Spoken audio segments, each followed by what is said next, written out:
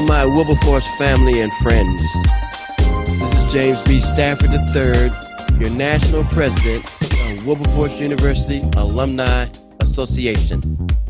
Wilberforce University, the first private historically black college and university in the nation, founded in 1856. Wilberforce is located just east of Xenia, Ohio, off of State Route 42. Well, folks, today is the last episode of the year 2020. Episode 8 we will be presenting to you today, which will profile the awardees of the Wilberforce University Alumni Association's Distinguished Service Award and the Hall of Fame Award. Now, before we introduce these candidates to you, please remember to subscribe, give us a thumbs up, so we know exactly how you feel about the Wilberforce Alums podcast. We will start in January, headed into the season 2 of Wilberforce Alums podcast. Now, having said that, this past Saturday on December the 19th, the Wilberforce Alumni Association held its first virtual annual meeting, and it turned out to be a huge success. At that meeting, we awarded to 3 individuals the Distinguished Service Award, and we awarded the Hall of Fame Award to 1 individual at this particular annual meeting. So at this time, I would just like to introduce them to you. Now, you'll just see pictures of them, but they will be live through this podcast. Starting out with Miriam, Mrs. Miriam Vanish Ham, from the class of 1973, president of the Lorain County chapter in Lorain, Ohio. She's also a member of the Wilberforce University Alumni Association Board and a member of Delta Sigma Theta Sorority Incorporated. Next is Miss Tianna J. LeGardye, class of 1993, member of the Greater Charlotte chapter and the secretary for that chapter, as well as a member of Delta Sigma Theta Sorority Incorporated. Next is my frat brother, Mr. Ricardo Whitted. He's from the class of 1979 and a member of the Detroit chapter, and also the secretary for the Detroit chapter. Last is the awardee of the Hall of Fame Award, our biggest award that Wilberforce University Alumni Association gives out, the Hall of Fame Award. And it went to Mr. Jonathan O. Benjamin from the Cleveland chapter, class of 1961, and a member of Alpha Phi Alpha fraternity. He was unable to be with us when we recorded this particular podcast.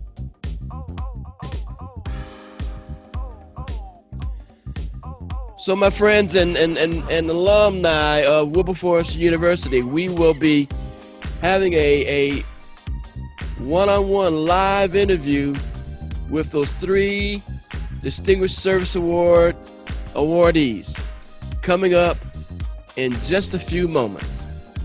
So stand by.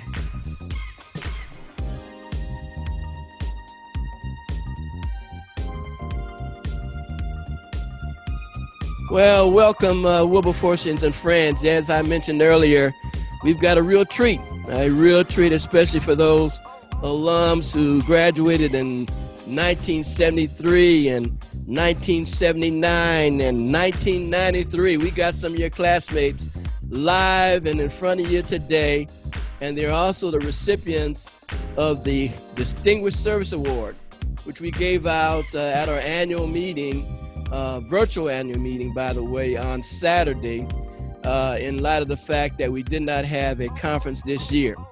So we're going to introduce them to you and just chat with them a little bit about where have they been since the time they passed through the doors of Wilberforce University, and now back working for Wilberforce as alums, and making serious contributions. So we have, starting off with Miriam Vanish Ham, class of 1973. Tianna LeGardye, class of 1993, and my good frat brother, Ricardo Whitted, class of 1979. And we're glad to have them all. I'm going to switch to them, and we'll get started right away. Okay. Let's start with Miriam, ladies first. Miriam Vanish. Yes. Tell us a little bit about how did you end up at Wilberforce University, and give us a little background. Okay.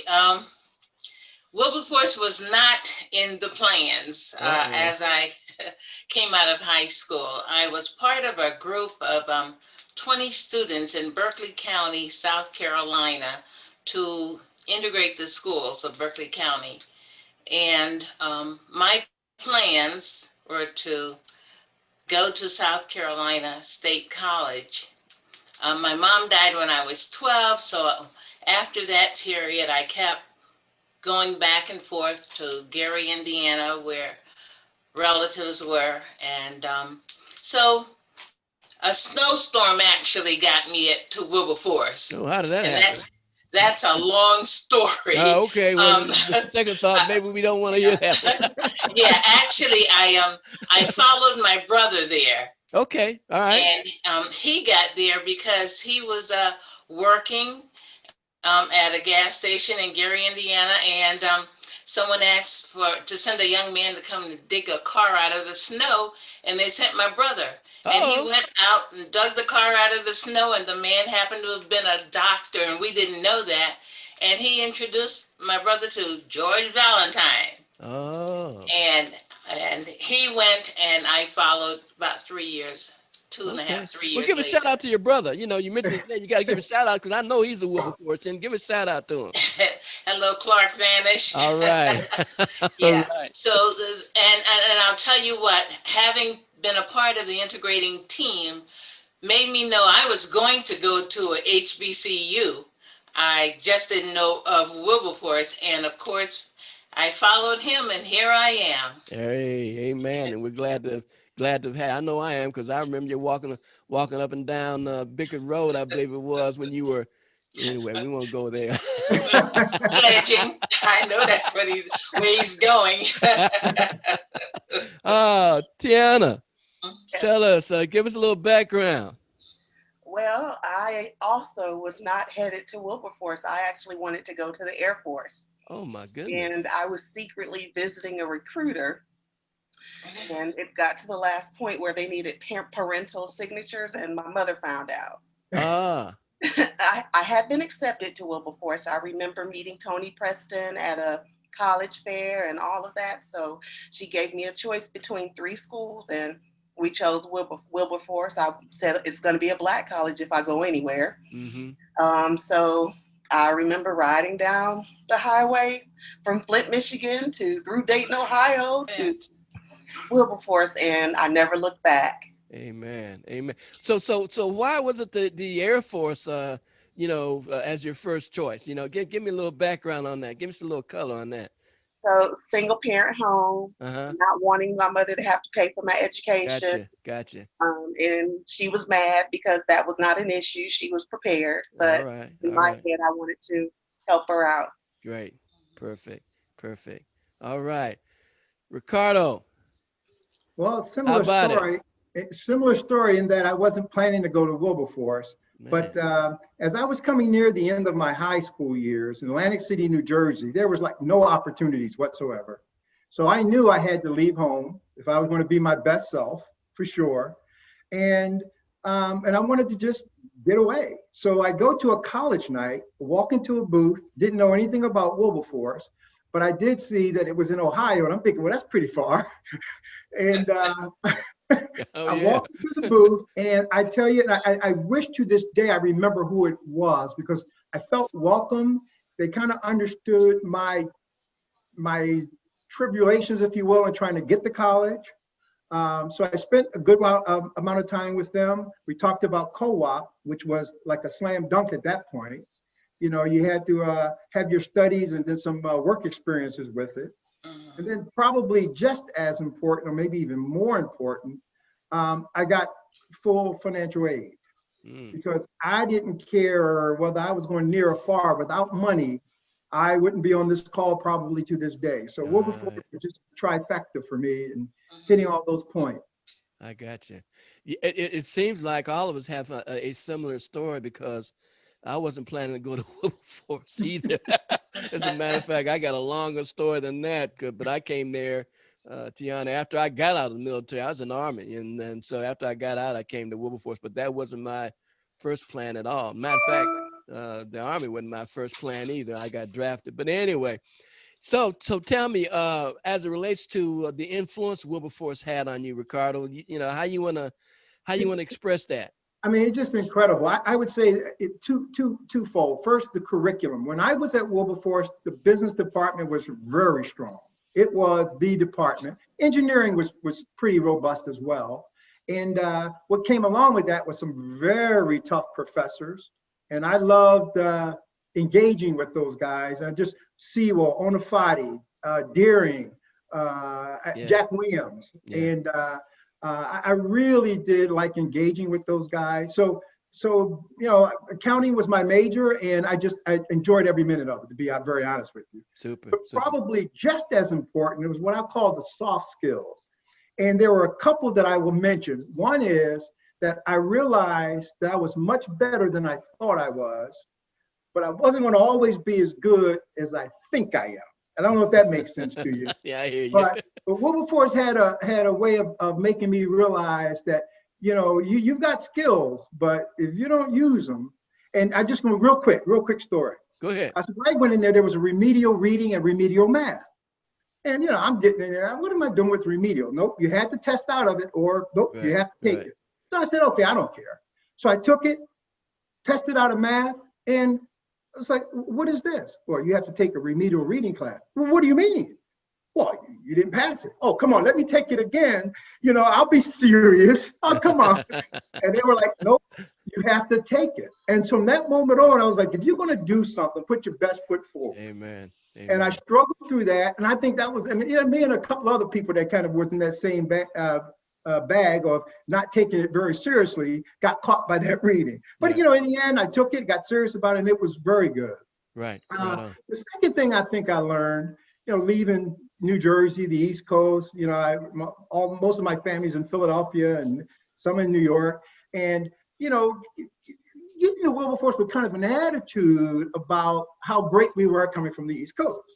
And how people from other areas of the country, maybe particularly down south, don't know for sure, weren't. And I think Wilberforce blew a hole in that bias, which I didn't even know I had, to be honest. Because I realized when I started getting into people and understanding people and enjoying them, I realized there are talented people walking the bricks of Wilberforce everywhere. And it didn't matter where you came from. Some of these names I couldn't even pronounce, and they're my frat brothers. So I think it's okay to say things like Tupelo, Mississippi. I never even heard of it. But there were some bad people coming out of those places. Not far from me, matter of fact. So it taught me really that, you know, you can't just discount everyone. Everyone has something that you can learn from. You just cannot be that arrogant. And I've carried that throughout my life. Amen.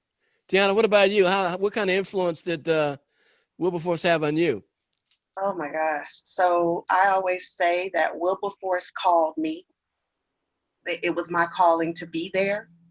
It was meant for me to be there. I came from being a shy student in high school to stepping on the grounds of Wilberforce and being a part of the newspaper, being a DJ on the radio station, running for Miss Wilberforce, Sigma Omega Honor Society, Delta Sigma Theta Sorority Incorporated, the president of our senior class, you know, and I would have never done those things in high school. And so it was something about being on that campus that, and everybody around me made me feel like I could do anything.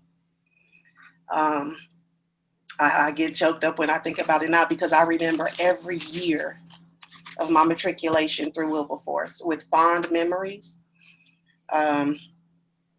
just meeting so many different people. I was an only child, and have to share a room with someone, and in Tempe in a room with several other ladies in one building. But it made me who I am today. There's just so much I could say, and I'm glad to be able to give back in service in any way that I can. Well, Tianna, now you grew up in Flint. So how did you end up in North Carolina? Now that's where you are now, right? Yes. I mean, what's the connection there? I worked for EDS right after graduation from Wilberforce through a co-op, and it transferred into that. But I ended up back at Wilberforce as an admissions counselor.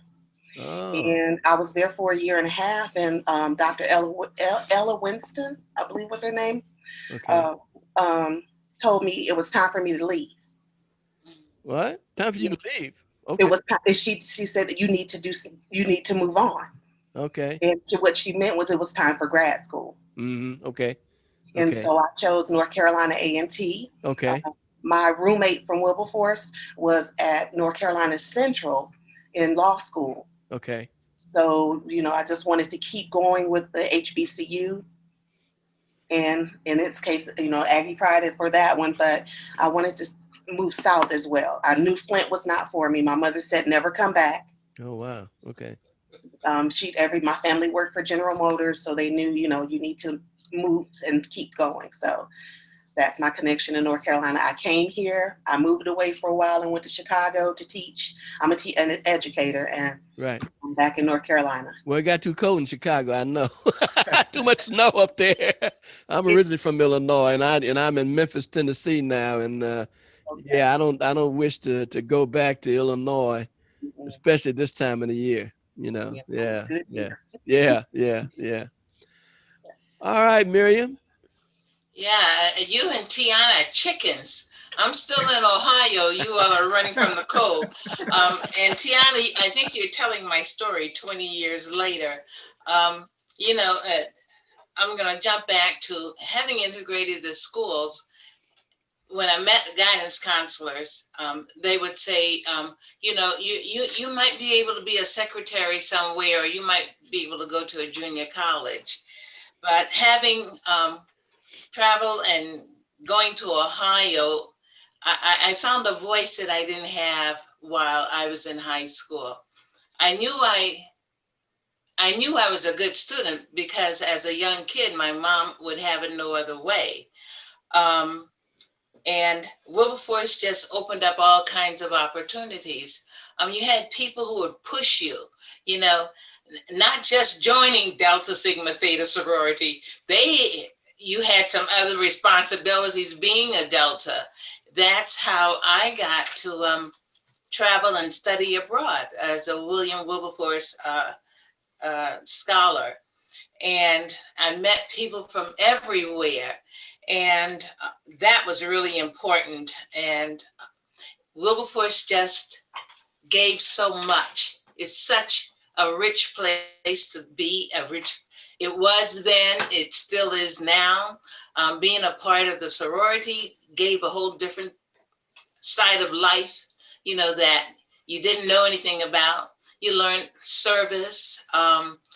Sigma Omega was good for me. Alpha Kappa Mu was good for me.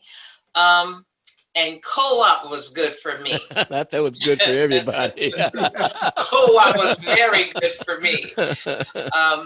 So, I remember Deloach and those who were in the co-op office, and Mrs. Fry, who was one of the people who were memorialized this year. She was one of those too who pushed. Mm-hmm. And she was an AKA, but that was okay. She was looking for people with potentials and try to have you to maximize your potential. So Wilberforce was really good. Plus, Wilberforce gave me something else. Wilberforce gave me my husband. Uh-oh. Okay. Put a shout out for Quincy. And that was 7 years later. We didn't date on campus. You know, that's funny because I didn't I never recall him and you dating at all. When I saw Ham, I said, Yeah. "Whoa, where'd that come from?" Yeah, yeah. And I say that from the standpoint that I came out in '73 too, in that same year that Miriam came out, and Right, sometimes I right. forget she's a Ham and think she's a Vanish. But anyway, It's okay. I'm It's not. okay. But I'm not gonna let that happen no more, because even though Yeah. my wife says her maiden name, she said she knows me and had that maiden name before she knew me, so she ain't giving it up just yet. Yes, yes. Oh That's, boy. But you know what? I want you to elaborate a little bit on your time at Hull University, when you went overseas. How did that go? Would you you know, it was kind of funny because as I traveled, there were two of us, me and a guy out of Detroit, Carlisle Stewart. They okay. would send one Yeah. female, one male, and one female. And as I got to Hull University, I was almost in a setting like high school again. I was the only one that looked like me in the dormitory. And then I met another young lady who was from then Rhodesia, now Zimbabwe. And I did all of my history and political science classes there. That's how I escaped Miss Askew. Mm. Everybody knew Miss Askew. Miss Askew was tough. Well, I had two encounters with her, becoming a part of Sigma Omega, and she too was a Delta. And anyway, I didn't have to take those classes with her, but I saw a whole new part of life. Because I was from the United States, excuse me, the Hull students thought I was a rich girl. They just thought, oh, she's coming to study abroad. She's a rich girl. Mm-hmm. And that was so far from the truth. Mm-hmm. Mm-hmm. I'm glad I was cultured enough to let them think that. Mm-hmm. But I learned that the people really did respect me and my friend. And as we traveled about 6 different countries while we were there. We just learned people. I wouldn't tell my own children this, but we even hung with a couple of guys who looked like hippies. We were traveling from country to country, so they had a van and we helped with the gas and we could get a ride. It was interesting. It was interesting. And my friend, after we got through with university, she worked for the U.S. Embassy in Switzerland, and I started teaching. And I said, something is wrong with this picture. But we were both very successful, and she is now in Nairobi, Kenya, and we plan to meet within the next year. Great. Well, Wilberforcians, we're here today on Wilberforce Alums podcast, visiting with the awardees of the Distinguished Service Award that we just gave to them this past Saturday at our annual alumni meeting. And so we are visiting with them live on the Wilberforce Alums podcast, episode 8. Now, remember, before you sign off on this, make sure you hit subscribe so you'll get on our list of our membership list, so you receive the notices about these episodes coming up every time we post one. Well, look, God, now the reason you won these awards because of what you do for the university, what you give back to the university as well as your chapters, and these are chapter recommendations, for these awards. So I just like to kind of get you to elaborate on things going on in your chapters and the things that you're giving back, you're doing, etc. Ricardo, why don't you just kick it off? Yeah, sure. I just think it's just incredibly important to give back to Wilberforce. I mean, these stories we've heard today, you hear them across the spectrum. Everybody has these stories of how their lives were enriched. Well, for me, I was really active in the earlier part of my years of leaving Wilberforce. And then somewhere in the mid-90s, I started taking overseas assignments. And so I sort of got out of the flow, if you will, of being involved. I picked that up some years back, and I now is secretary of the Detroit Alumni chapter, but I also did a lot through our Kappa chapter association on behalf of Wilberforce. And so I just give everything I can give. I mean, you know, a lot of people think it's money. Yeah, I do give money, but I try to tell the younger people, if you don't have the money, that's fine. Just, you got talent, you have time. And sometimes I think that time, which I'm getting more and more of, is just as important, because you get two talented people together, they can go raise a whole bunch of money potentially. So I think it's important that that you get involved. And so I just jumped in with both feet again, and never looked back. And still there, and still there. Yeah. God bless you. Look, yeah, I mean, you're right. That's right on point about, you know, you don't necessarily have to have money to give to Wilberforce University. It's talent. And right now, the Alumni Association, I might add, is looking for talent. You know, this is a new environment we're in today with this COVID-19, and what it's leading us to doing more things with technology, you know. And so we need folk who are versed in technology and knows, and they have an idea how to do things and deliver services via, you know, technology, electronically. And so, you know, it doesn't take any money to share your imagination, you know, or your talents with the Alumni Association. So don't let money be the one that keeps you from participating. You know, if you got talent, you know, that's a value. That's a value add. So yeah, just, that's a good point that you made. Tianna, what about you? So I am a charter member of the Greater Charlotte chapter. I'm the communications secretary, and will continue to be until they don't want me anymore. One of the things that I'm proud of is that we have an annual event called the Circle of Friends, where we raise money. Well, this year, of course, with our circumstances and COVID, we were wondering how we were going to pull it off. We decided to do a virtual event. And somehow I went from being just a member of the committee to actually being the person who ran the Zoom, was the commentator, and we got talent. We had poets, we had singers, we had someone showcasing their artwork. It was all over a 2-hour span, and we exceeded our $2,500 goal that night. For donations for the university. So I agree with you with the service portion and having the younger members get in and show us what they can do with technology, because my only experience with Zoom was working with my students, and I somehow transferred that into being able to run that entire program. Amen. Well, you know, nothing better than OJT, on the job training. You know, you learn fast that way. Gee whiz. Well, what's up, Miriam?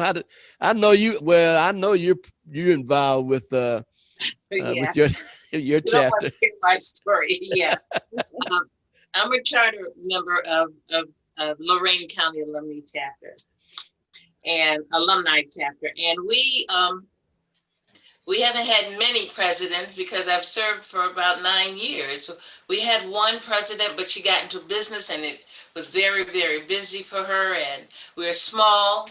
But you know what? We do what we have to do. We have had skits, you know, at our library. We usually have a bowl-a-thon to raise funds. And sometimes you have to go it alone. I recruit on my own. I visit Oberlin, which is 8 miles away from me, Lorain, which is about 11 miles away from me, and in Elyria. Those 3 high schools, I sit in and welcome people to Wilberforce, and I send them there and hope that Wilberforce will keep them there. It's, you know, there's always something for everyone to do. And you're right, it's not about the money. Let's give some service, you know, let's give some elbow grease or give some foot time, you know. We often think that, oh, I won't do anything because they're going to ask for money. Just give service, you know. Amen. That's so important. Amen. Yeah, and you know, and one of the things, you know, why we instituted a podcast this year is one of the things we need to do, not only to draw more alums into the fold of the association, but also to get our name out there relative to those who do have the money that can give, that so that they know that Wilberforce University exists right outside Xenia, Ohio, off of Route 42, and we're still there, and we're still educating Black minds for more than 164 years. And that's the message we need to get out, that we're still doing things, educating people. And that has not left us for this length of time. And the three of you are products of that education at Wilberforce, or from Wilberforce University. And that's one of the reasons why I wanted to spotlight you on the podcast, so people will know, and see that you can be a success coming out of an HBCU, especially if it's Wilberforce University. And we need to get more of the folk who have done things like you, Ricardo, working on a Fortune 1000 company up there at Ford, and, teachers and teaching in different areas of the country. It's just great, and folk need to know what Wilberforce University produces. They just need to know it. And that's one of my objectives is to try to get out the name as much as possible. Now it's a little help, but it's on YouTube in perpetuity. So no,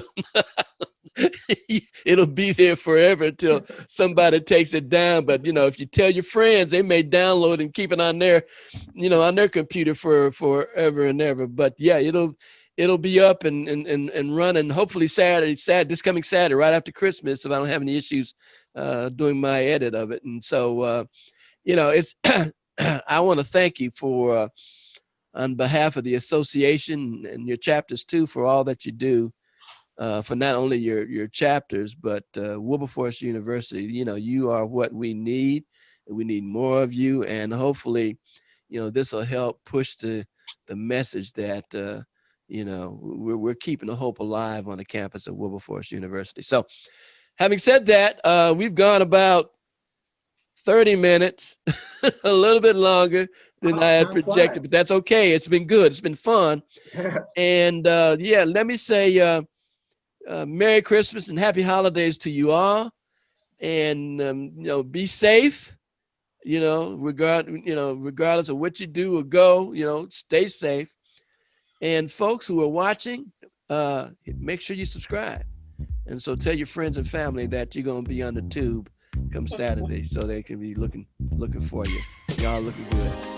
All right, folks. That's all we got for today. Good to see everyone. All right. Have a great time, great holidays, and we'll see you the next time. See you the next time. Bye-bye. Bye-bye. All right.